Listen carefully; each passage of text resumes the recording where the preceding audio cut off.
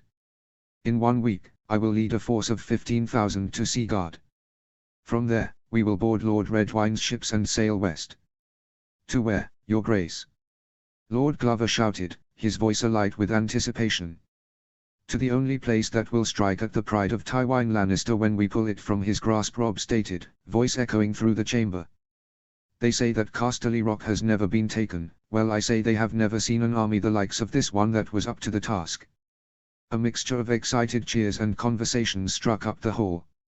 While Robb could tell that most of his men were eager at the prospect of mounting such a challenge, there were still nervous faces among them. One of them, Sir Mark Piper, reluctantly stood from the bench he was seated at. "Not that I do not long to take such a prize, your grace, but having been raised so close to the Westerlands, I've travelled to Casterly Rock on many occasions. I've never seen such a place so naturally situated to repel an attack. It cannot be taken by any ordinary means." "Aye, you speak true," Sir Robb said. "And if we are to take the rock, we will need to be clever, and not simply walk to the gates and demand entry based on the threat of our numbers alone, for even with them, we would not force our way in." "What do you suggest, my king?" Lord Marndale asked. "A ruse, my lord," Robb answered. "We are going hit them in waves until their backs are turned, and then walk in unmolested. The Lannisters have always loved their gold, and we are going use the very source of their wealth to march into their halls and take their home." Robb walked over to where the Blackfish was seated next to his nephew, Ed Muir. Placing a hand on his great-uncle's shoulder, he looked back to the captive eyes around him. "The Blackfish will lead the first attack. The first wave of ships will disembark at Case, and he will lead 1,000 men to take and secure the town." Robb turned his attention to his great-uncle. "The castle will send ravens to Casterly Rock seeking aid, so is important you secure the town's perimeter defenses. Leave the castle be, unless the opportunity present itself. We can take it later." "It will be done, your grace," the Blackfish stated. "Could probably do it with half the men." Robb laughed. "I'm sure you could, uncle, but there's no need to prove your acumen in battle to anyone here." Robb walked back to stand before the head table. "The rest of the fleet will continue on down the coast and take Lannisport. The fighting will be heavy, but it will give us the cover we need to follow through with the last phase of our attack. A single ship will sail to the rear of the rock and find a way to enter the mines. From there we will breach their defenses from inside and make our way to the gates." "If I may, your grace." Paxter Redwine interrupted. "The seas around the rock will be treacherous. Trying to steer a ship close enough to disembark in haste may be difficult. One wrong turn or strong wave, and the boat will be wrecked against the rocks. Then we will have to find a good captain to lead us," Robb said. "It almost sounds like you intend to be on that ship yourself, your grace," the Great Jon mused loudly. "I must be hearing things though, because that would be fucking madness." "We are all subject to our bouts of madness," Lord Umber Robb grinned. "And I do intend to be on that ship. I may be a king, but I will not let my men face a danger that I am not willing subject myself to. My king swore and I will enter the mines and sabotage the castle's defenses. And I assume you cannot be talked out of it." "No, Lord Umber, I cannot," Robb stated. "Once we have taken Casterly Rock, we will secure the pass into the Riverlands." "What of the rest of our forces, your grace?" Edmure asked.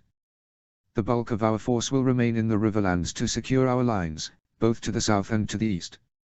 However, my brother, John Stark, along with Sir Helman Tallheart and Lord Robin Flint, shall lead a force of 3,000 men north to the wall. Your Grace, can we afford to lose such a number? Lord Marndaly questioned, murmurs around him clearly echoing the same question. Winter is coming, and we must look to the north as well. The ravens we have received from Lord Commander Mormont are disturbing, and we must provide aid to the watch or risk an incursion of wildlings running freely in our lands. We have a week, my lords, and then we march north. XXXXXXXXXXXXXXXXX. Robb sat in his solar reading the latest raven that had just arrived from the Vale. Lord Royce was locked in a bloody conflict with Littlefinger that seemed to have little sign of an end in sight. Sighing in frustration at Baelish's continued existence, he let the scroll fall through his fingers and onto the table. The wine next to him beckoned, and as he was about to reach out for it, a knock came against the door. Reluctantly leaving the wine untouched, he called out for the person to enter. Margaery pushed open the door and took a few steps past the threshold. Apologies for disturbing you, Robb, but it seems we have a visitor requesting an audience with you. You could never disturb me, my queen. Robb smiled, his previous frustration easily forgotten. He held out his hand and Margaery was quick to abandon her place at the door. She took his hand and allowed Robb to pull her down until she was seated on his thigh. Robb found his hand drifting to its new favorite resting spot on his wife's abdomen. So is this visitor's business important? I believe so. It is Sir Davos Seaworth and, there appears to be a child with him.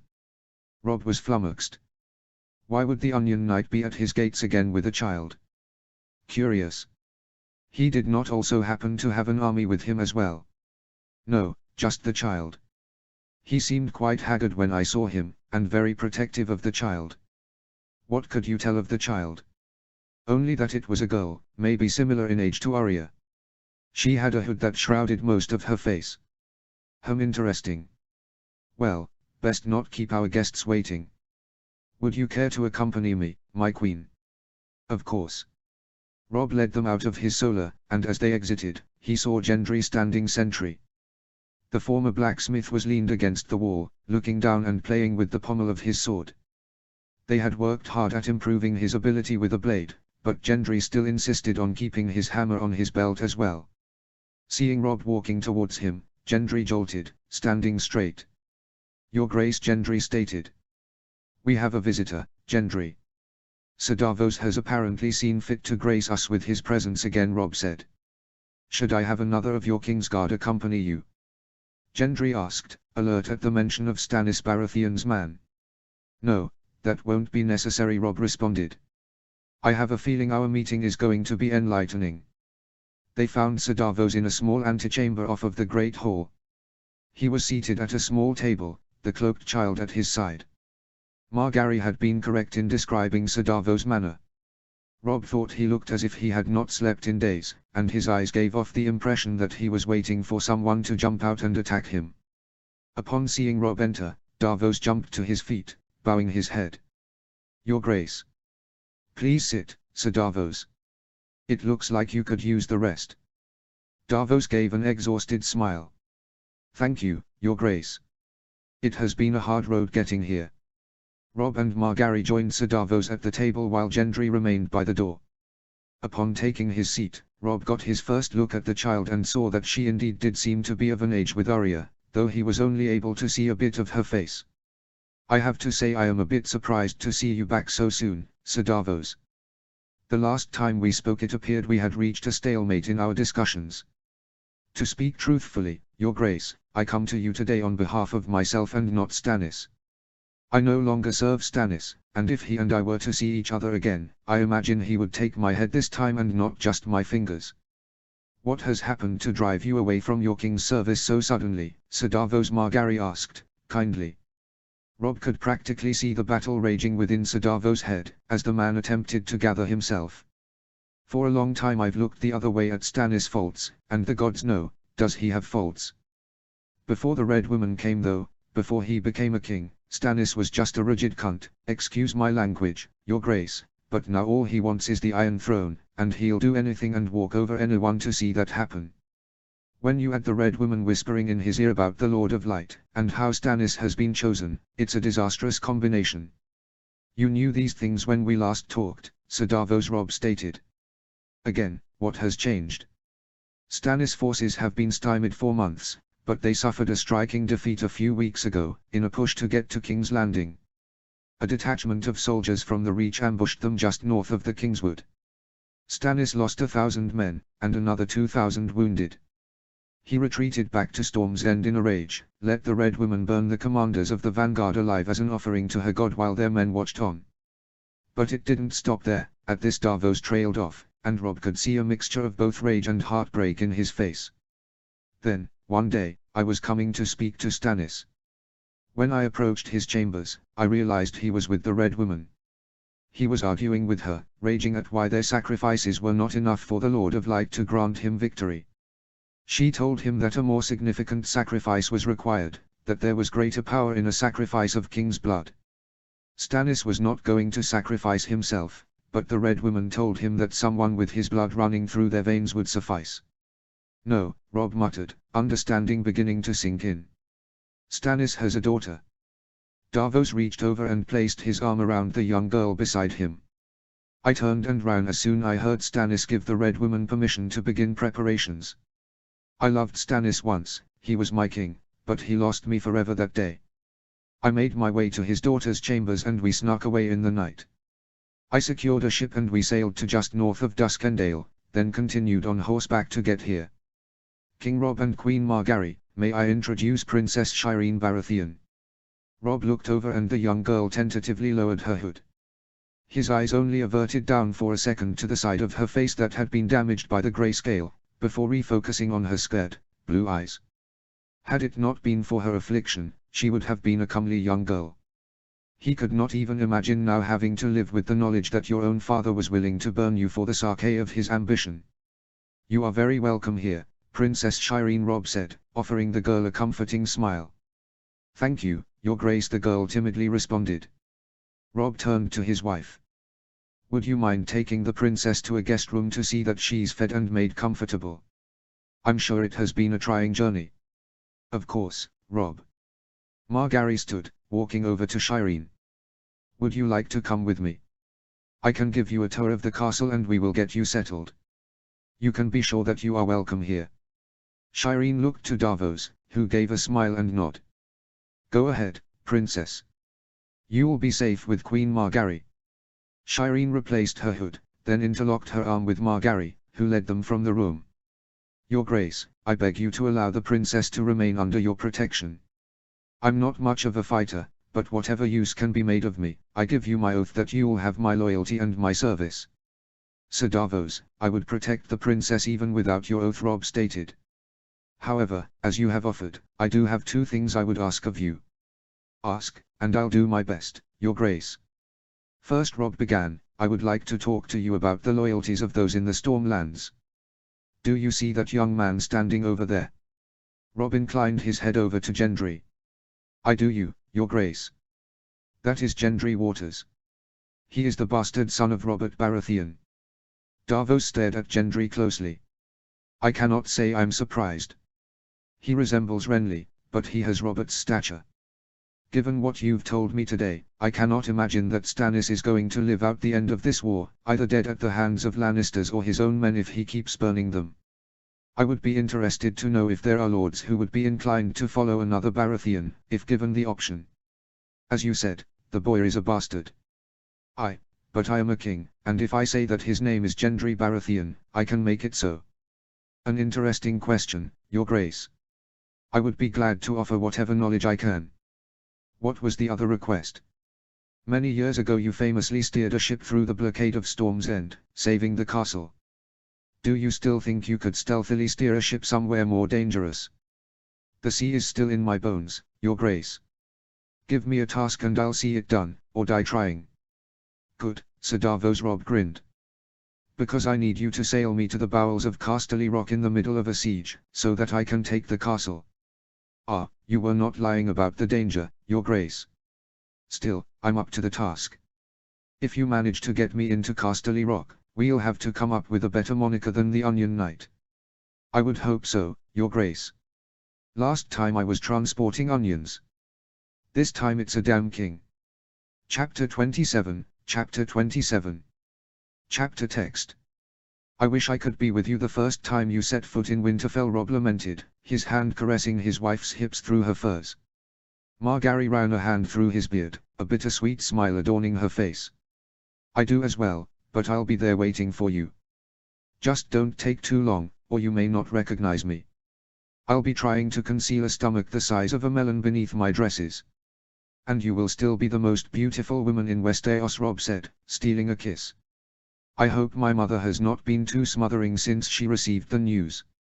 It is a long journey to Winterfell and it is a rather confined space in the carriage. She has been perfect, Robb Margaery stated. She's just excited for her first grandchild. I'm sure she will have much to teach me about being a mother and the management of the castle.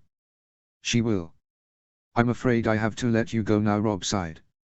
Arm in arm, he walked his wife to the carriage outside the walls of Seaguard that would carry her, Robb's mother, and Princess Shireen to Winterfell. Arya had insisted on riding horseback, and neither Robb nor Jon had it in them to tell her no. They had decided that it would be the safest for Shireen in Winterfell, as far away from Stannis as possible.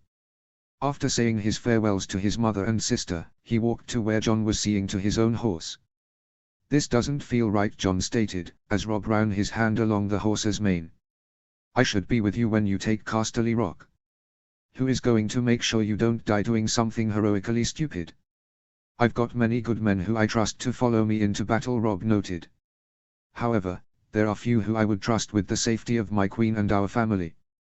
Well, when you say it like that, you make me sound like a whiny cunt. You're often a whiny cunt, Robb smirked. Robb pulled Jon into a tight embrace. Be safe. You as well, Jon ordered. I expect we'll have taken Casterly Rock by the time you reach the wall, so I will send you a raven there once it is ours. You can fill me in on what's happening there. Be wary of Roose Bolton. I fear they've been left to their own devices up there for too long. I will. If I can, I will gather more men on my approach to the wall. Perhaps some of the mountain clans will join us, especially if they've been dealing with the Wilderling incursions as well. Robb watched solemnly as Jon mounted his horse and rode to the front of the column where Robin Flint and Helman Tallheart waited. Robb waited until each of his 3,000 men had disappeared into the distance before retreating back into Seaguard. XXXXXXXXXXXXX. The sea air was crisp as it blew across Robb's face. He stood next at the helm aboard the Golden Gale, watching the ships ahead rise and fall with the waves. Being at the rear of his army was not his preferred position, but in this case it was necessary to their plan.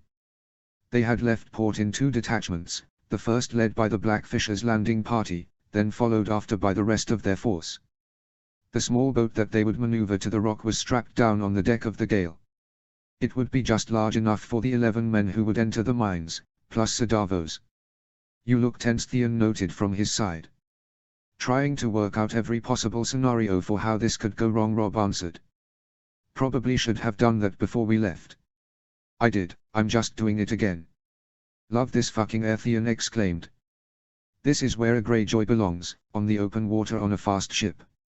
Robb looked to his right, where Theon stood, seemingly content. You aren't my prisoner, Theon. All you have to do is ask it, and I would see you safely back to the Iron Islands. I know you would, Theon stated. I've dreamt of it for years, taking my place as heir. When you were named king, I thought it may be wise to approach you about an alliance with my father for his ships. Your wife came through on that front, though, before I could. You're proud of your family name, Theon. I could not fault you for that, whatever I may feel for them. But I don't believe I could ever trust a promise of alliance from your father. Why is that? Because your people take pride in a way of life that preys on those weaker than them. Any offer of alliance that I made to your father would come with the requirement that the Ironborn abandon their raping and reaving ways forever. I'll be damned if I look the other way while innocent men, women, and children are attacked along our northern coasts, or anywhere else for that matter. I fear if you return there, then it is inevitable that one day you and I will be on opposite sides of a battle. What else am I supposed to do, if not return to my family? Don't go back. Make your own path. Eventually, when all of this is over, the Red Wines are going to take their fleet back to the Reach. However, I believe it is time that the North had its own fleet of ships. I'll need someone to oversee such a substantial undertaking. So, you'd have me build ships for you. Not just build them, but command them as well, be my master of ships. And such an important position would come with certain benefits, land, a holdfast, a lordship. You'd turn me into a proper northern lord. Theon, you've been a Northman just as long as you were an Ironborn. You just have not admitted it to yourself yet. Theon looked to his right, staring out toward where the Iron Islands rose out of the sea. It's a generous offer, Robb. I'll need to think on it. Good, Robb said. Think hard and long, because when those Ironborn ships come after our coast, it would be you who I would send to break them and send them to meet their drowned god. XXXXXXXXXXXXXXXX. They sailed on for 2 days, making excellent time on favorable winds and calm seas. On the third day, Robb stood out on the bow of the ship and saw smoke rising in the distance as they passed the Fair Isle. The Blackfish had clearly reached Case and begun the siege there. Robb retreated back to his cabin, pulling off his furs and slipping on his leather jerkin and greaves. They would need to move swiftly and quietly through the mines and into the castle, so wearing loud and burdensome steel armor would be impractical. After he had secured his belt and sword, he walked back on deck where the men were preparing their small boat with weapons and provisions. Each man would carry a bow and quiver of arrows with them, as picking off guards quickly and quietly was imperative. Gendry was not much of a marksman, but Robb would count on him to do as much damage with his warhammer to the defensive positions as he could. While it was unpleasant, they would also carry bags of dried manure to burn strategically through the castle. The thick smoke created by the manure would serve a twofold purpose, the first to provide them cover for their movements and create confusion, the second as a signal to the rest of their army that they had successfully breached the castle and to press the attack. When their ships drew even with Case, Robb could see that the Blackfish was well on his way to taking the town. There were arrows flying from all directions, but the skirmishes on the ground seemed to be limited. As Robb had ordered, his great-uncle had set up defensive positions to the rear to meet the reinforcements, who already had appeared to show up, whether from Casterly Rock or surrounding towns, Robb could not say. Bells from inside the city rang continuously as the attack pressed on. The true madness came when they finally reached Lannisport. It was clear that word had reached the castle and the city about their imminent arrival, because they were set upon harshly as soon as they entered the harbor. The Lannisters had a small fleet, but they were making use of any vessel they could commandeer to mount their defense. Small fishing boats full of Lannister archers were making their way into the action, shooting flaming arrows at enemy sails to try and set them alight. Meanwhile, catapults rained massive boulders on them from defensive positions in the city. Robb watched on as one such boulder tore a massive hole into the hull of a ship just in front of them. Water quickly began to seep in, sinking the bow and forcing those on board to abandon ship. While the sight was disheartening, he knew his focus needed to be elsewhere. Casualties in war were unavoidable. Turning away from the heart of the action, Robb looked to his men. Now is the time. Anchor here and let us get the boat into the water. Using a system of ropes and a significant amount of manpower, they were able to lower the boat into the harbor. A ladder made of ropes was thrown over the side to allow them access. Davos was the first man down, followed one by the rest of his Kingsguard. Robb would be the last man down. Grabbing an axe, he severed the ropes that were still securing their small vessel to the gale, before hustling his way down the ladder. They were crammed tightly into the boat, but he gave little thought to comfort as they used a set of oars to push away from the gale. In their preparations for the attack, they had meticulously planned the formation of their ships in order to create as much cover as possible. The fleet was fanned out widely in the harbor, and Robb was confident they would be unseen, or completely ignored as not presenting an imminent threat. As soon as they had rowed to the rear of the gale, Davos unleashed the sail and they took off toward their destination. There was no question that Casterly Rock was impressive. As Robb stared up at the massive piece of earth, he could just barely make out the walls of the castle. It would be no short trek up through the mines, if they made it there. The closer they came, the harsher the water came beneath them. Robb tensed as he saw the waves crashing repeatedly into the base of the rock. Everyone keep an eye out for the access point, Robb called. We'll need to move quickly. They were almost fully to the rear of the Casterly rock when Patrick Mallister exclaimed, "There, Your Grace. I see it." Following Mallister's gaze, Rob indeed saw what they were looking for. The mouth of the cave was barely visible, but it was clearly there, tucked into a cove created by a space between the rock and another steep island some distance away. However, it readily became clear that there was a problem. "It's too fucking high," Davos called from the rear, where he steered them closer. The man was correct. The opening was meant to accommodate larger ships, and difference in height between their ship and the opening was at least the length of 2 men. It was a serious problem, and Rob pondered desperately for a solution. He looked up and found his answer. About halfway up the height of the rock, a footbridge connected the main structure to the other island, which appeared to house a September. The bridge was situated right above their targeted entrance. "Someone hand me a length of rope," Rob stated, as he reached down to pull his bow. He blindly pulled an arrow from his quiver before taking one of the end of the rope that Theon had located. "Davos, get us as close to the rock as possible. We'll need to be precise about this." Rob tied the rope in a knot just behind the head of his arrow, before nocking it on his bow. He aimed the bow towards the sky, just above the footbridge. He held his breath, drew back, and as soon as Davos had them in place, released. "Hold the other end. Don't let it go." His arrow flew high and true, over the covered bridge and arcing down on the opposite side. It crashed into the water, and Rob turned back, relieved to see the other end still held tightly in Theon's hands. "There is our way up, lads." Davos brought their boat to where the arrow and rope were bobbing in the waves, and Rob retrieved it quickly. They anchored the boat, but it slammed back and forth into the rock repeatedly to the point Rob began to feel he may be sick. Steeling himself, he handed his end of the rope to Smalljan Umber, knowing his massive build was best for the job. "Hold it steady," Umber Rob ordered. Throwing his bow and quiver over his shoulder, Rob took the rope from Theon and began to climb, while the Smalljan pulled. In no time at all, Rob was level with the mouth of the cave. Gripping the ledge, he hauled himself over and instantly drew his sword. There was no one waiting for him, but Rob was not able to see any deeper inside. He turned and saw that the others were already well on their way up. When the Smalljan, the last of them, was finally up, Rob looked back over the ledge. "Get yourself back to the fleet," Davos Rob said. "No plans to stick around, Your Grace. Good luck." Trusting that Davos could handle himself, Rob turned and looked to the other who were waiting for his command. Theon had managed to procure a torch, and was looking deeper into the cave. "Don't see any sign that someone's been down here recently," he stated. "That may be, but still be vigilant. There's a chance someone may have seen our ascent." They began the trek upwards, a slow-going trudge through narrow shafts with treacherous footing. The mines were vented every so often, but the air was still stale and thin, and Rob could feel a burning in his lungs at the exertion of every step forward. They moved as quickly as they dared, but many of the support structures appeared to have been built a century ago, and the fear of a cave-in was always lingering. Rob was almost certain that no mining had taken place in quite some time.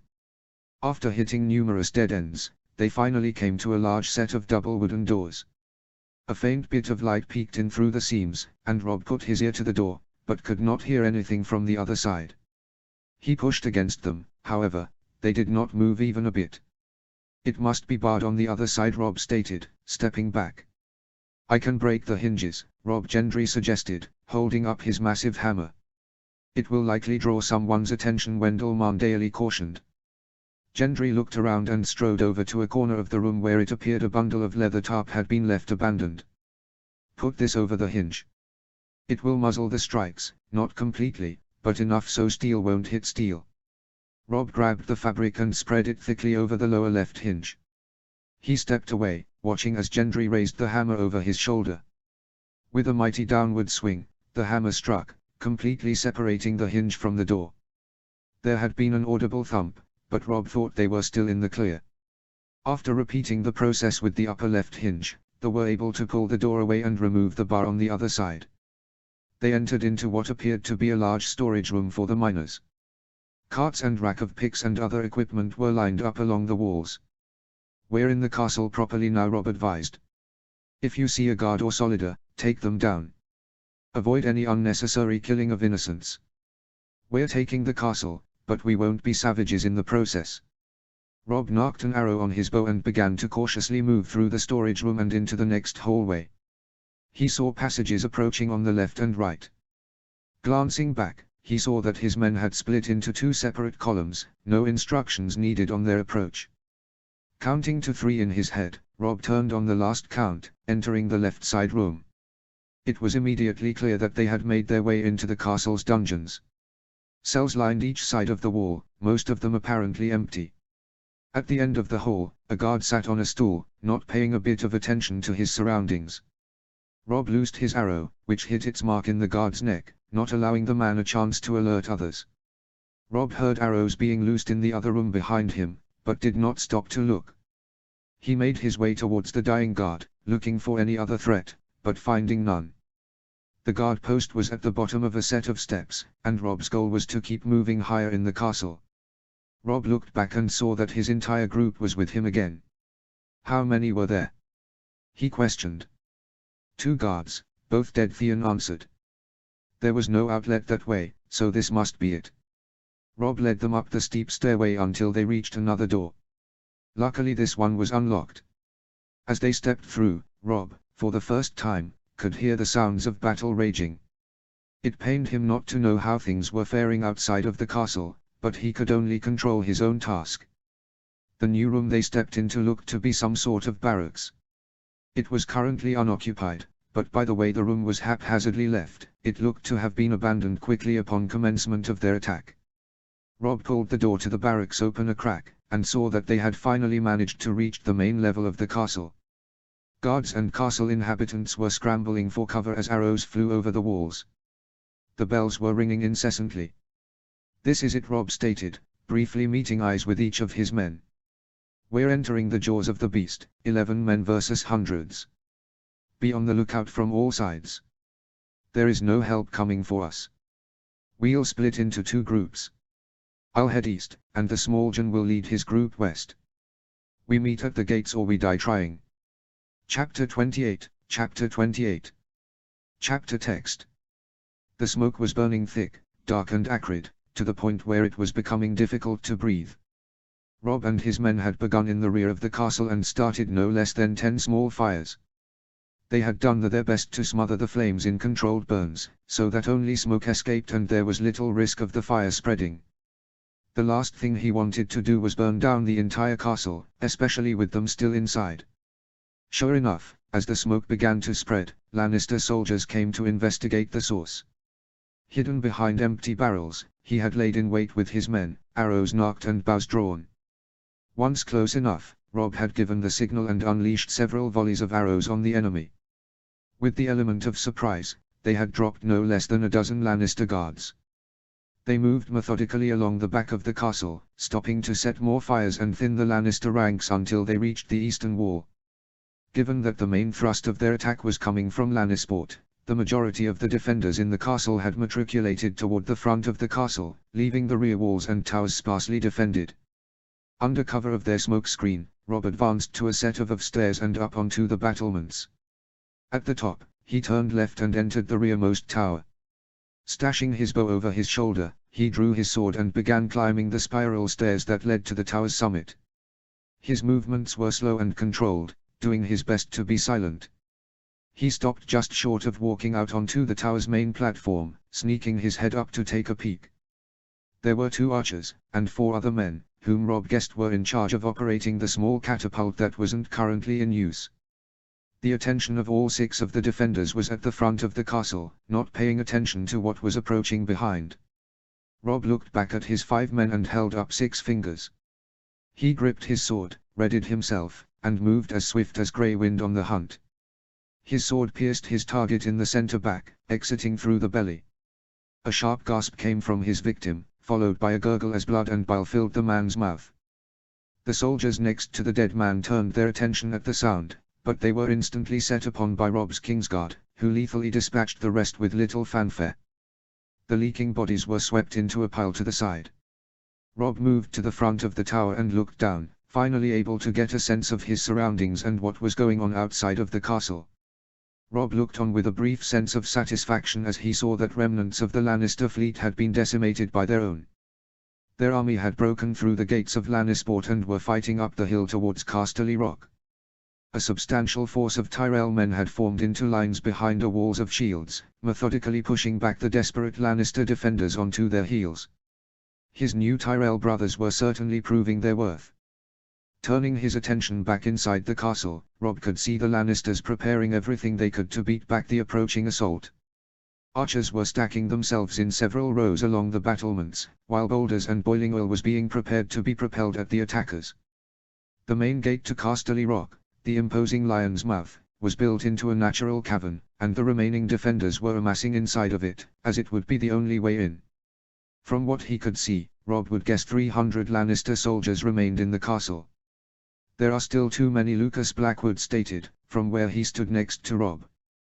"We cannot wait here and hope to pick them off one by one. Robb, how many shots do you think we can get off with this thing before they reach us?" Robb turned and looked back at Theon, who was closely inspecting the catapult behind them. 3 or 4, if we move quickly," Robb answered, immediately understanding Theon's thinking. "We would need to prop up the rear of the base. We would never achieve an accurate shot otherwise in this position." "Well then, let's prop the bitch up," Theon grinned. "We need a plan," Robb slowed him. "They may be disoriented after the first shot, but they'll know where it's coming from by the second." Robb turned and looked back at the bodies of the slain Lannisters. "Strip them of their surcoats. We'll get lost in the scramble and make our way to the gates. They are already red, so hopefully the blood won't be as noticeable." Unfortunately, the only thing they had to prop the catapult was the bodies of the dead Lannisters, so after stripping them, the corpses were stacked and used to provide the necessary leverage. They were taking a tremendous gamble that their attacks would be accurate, especially given their raised position. If they shot too high and hit too high on the cavern, they risked possibly caving it in and blocking the only entrance and exit to the castle. The reward of an accurate shot would be tremendous, though. They tinkered with the height and the position for a few moments before they were satisfied. Theon and Gendry moved quickly to crank the winch and lock the catapult's arm into place. It took 4 of them to lift the first giant boulder into place. Robb held his breath, said a quick prayer to the gods, then gripped the trigger arm and yanked it harshly. The tension released, the arm sprung forward with amazing force and the boulder flew. His eyes never strayed away as the piece of stone flew straight before bending down in an arc. The boulder just barely clipped the top of a building before it ricocheted directly into the rear of the Lannister lines. Bodies flew as the projectile inflicted its carnage on the unsuspecting soldiers. Not giving himself any additional time to celebrate, Robb turned back around. "Again," he ordered, but Theon and Gendry were already resetting the arm. Within a matter of minutes a new stone was loaded, and Robb pulled the trigger once more. This time nothing impeded the flight of the stone and it hit full speed into another crowd of soldiers, kicking about a cloud of earth and dust as it decimated them. With the spreading smoke of their fires and the dust cloud, it was difficult to tell exactly what was happening below, but there was no doubt the front line of the Lannister defense was in a state of mangled chaos. They repeated the process again, slightly adjusting their weapon to compensate for the disbursement of the soldiers away from the site of the last strike. This shot went straight in and out of another building, sending additional chunks of jagged stone flying onto the defenseless soldiers. "Robb! Look ahead!" Theon shouted. Robb turned and looked to where he was pointing and saw that some of the Lannisters had managed to gather themselves. A small force of soldiers was making its way along the battlements toward their position. "One more, and then we run," Robb stated. "Get down to the ground and then we get to the gate." Robb pulled the trigger for the last time and the stone crashed into another crowd of Lannisters. Robb waited until all of his men were off the platform before following them down the stairs. As he did so, he kicked over a lit brazier, which fell onto the wooden piece of siege equipment, setting it on fire. His heart was racing as he moved as quickly as his feet would take him. He almost seized up completely when they reached the main level. A group of soldiers were coming towards them quickly, staring up at the tower, their target clearly evident. "Keep going," Robb urged the others. They made a quick left down a narrow road, away from the oncoming enemy. Robb looked back, and with a relieved sigh, he saw that the soldiers had paid them little attention and were making their way up to the battlements. Swords drawn, They navigated the streets, watching as more bloodied and staggered enemy defenders moved towards their abandoned tower. Their stolen disguises were serving their purposes well, allowing them to move freely. Soon they were close enough that the gate was visible, as was the destruction that their attacks had left in their wake. Dozens of bodies were littered across the ground, most dead, with other soldiers still pinned, crushed beneath pieces of rubble. Many soldiers had abandoned the lines, trying to attend to the wounded. The once stacked Lannister lines had been reduced to a mere pittance of what it once was. Getting through the cluster of men still in the cavern defending the gate would still be a chore. Robb. He turned, expecting an attack, but sighed in relief when he saw the Smaljun approaching. He frowned, however, when he realized that they were a man short. "Where is Hornwood?" The Smaljun shook his head. "Took a sword to the gut. We hid him away out of sight, but he's not likely to live, told us to keep going." "That was some fucking mess you caused." "It won't mean anything if we don't get that gate open," Robb stated. Looking left and right, searching for a new plan, Robb spotted a small set of stables with horses still inside. "This way," he said, the others following him the stable door. They hid away inside. There were at least a dozen horses, enough for their purposes. "Everyone ready a horse? We are going to charge them and fuck them from behind. We need to get to the gate and get it open, whatever means necessary." It took some time to get the horses saddled, but soon enough, Robb trotted his mount out of the stable and onto the main road, the gate straight ahead. The others formed a line beside him. Without sparing another moment for second thoughts, he drew his sword and smashed his boots into his horse. It sped off forward, and Robb could see the others beside him keeping pace. Out of the corners of his vision he could see some scattered Lannister soldiers looking on with confusion, but it was too late for them to do anything. Robb barreled through the back of the Lannister force, the charge sending men sprawling left and right, some crushed beneath the weight of his horse as they fell to the ground. His sword moves with unstoppable purpose, slicing down into any bit of flesh it could reach. Blood was copiously dripping from the blade as he fought forwards. The rest of the Lannisters in front had turned around at the commotion and Robb could see the terror on their faces as his men hacked their fellow defenders apart. They made it to the front, forcing their way so that no more soldiers were between them and the gate. However, the surprise and force of their charge had expired, and more Lannister men were beginning to crowd the mouth of the cavern. Robb looked to the gate and realized if they attempted to dismount and remove the bar from the door, they would be swarmed before they could manage it. Looking to his right, he watched as Gendry used the top of his warhammer to smash a Lannister man in the face, caving in the man's nose and sending teeth flying. "Gendry!" Robb called, getting the young man's attention. "We don't have time to remove the bar. Take your hammer and break it." Robb did not even pause to see if Gendry had comprehended his command, but simply turned to the others. "Form a wall. Don't let these fucking Lannister pass." For the north. They spread their line as far as they could manage, trying to cover the width of the cavern. Robb ducked his head, just managing to miss a spear that had been meant for the center of his face. It grew increasingly harrowing as archers had made it to the mouth of the cavern and were firing at their position. The fact that they were mounted and elevated meant they were easy targets. A grunt from beside him drew his attention, and he watched as Lucas Blackwood gripped his shoulder where an arrow had embedded itself. Another shout, and the Smaljun was worrying at an arrow in his ribs.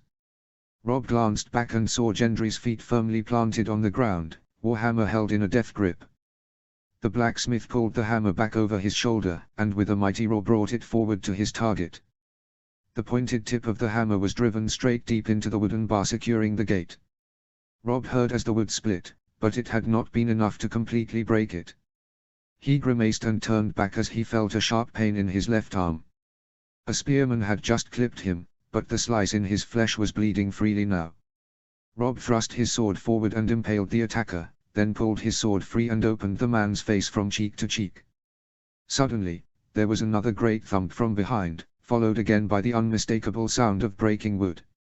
Before he could even manage to turn around, a missile of grey fur streaked by to the right of his horse, and he watched in satisfaction as Grey Wind leaped at the face of the nearest Lannister, teeth ripping the front of his face clean off. The terror of Grey Wind's presence gave him enough time to turn and look back over his shoulder. He grinned as he saw the gate now wide open, Garland Tyrell and Loras Tyrell leading their force through. He spared them a not, turning back. He raised his sword high. To the keep. XXXXXXXXXXXXXXXX. Robb stood in Tywin Lannister's solar, looking down at Daemon Lannister and his son Damian, both of whom had been left in charge of the defense of Casterly Rock. They were seated in front of him, heads down in defeat. After breaking through the gate, the castle and keep had been secured within an hour. Many of the Lannister men had surrendered immediately, but some, including the two in front of him, had holed themselves in the keep for a short time. At Robb's promise that none inside would be harmed, they had relinquished their command and the castle. Robb seated himself at Lord Tywin's desk, helping himself the man's supply of Dornish wine. "What do you mean to do with us?" Daemon Lannister asked. "I promised no harm would come to you, and that was the truth," Robb said. "You are my prisoners, though. Adequate quarters will be prepared for you. I will not promise they will be up to your normal standards for comfort, but your needs will be seen to." "Will you ransom us?" Daemon Lannister questioned. "No," Robb stated. "I have no interest in bargaining with your lord. Casterly Rock no longer belongs to the Lannister family. I consider their lordship to be forfeit, for crimes against my family and the Seven Kingdoms. Lord Tywin will not stand for this," Daemon simmered. "I hope not," Robb smiled. "In fact, I was just about to write a letter to the man himself to invite him for a visit." "You've no idea what wrath the man will bring upon you," boy, Daemon growled. A yelp quickly escaped him as Theon smacked the man in the back of his head with the butt of his sword. "Mind your tongue, Lannister. You're addressing a king."